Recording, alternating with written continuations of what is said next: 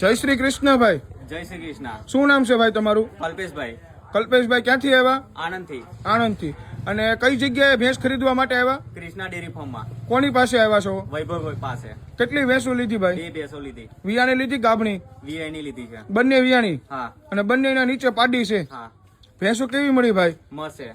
અને તમને ગામડામાંથી ફેરવીને વૈભવભાઈ ભેંસો અપાવી બે? હા, ગામડામાંથી ફરીને અપાઈ. ગામડામાંથી ફરીને અપાવી.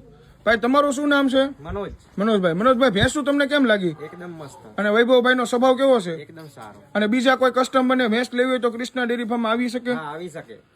કોઈ વાંધો નહીં ભાઈ.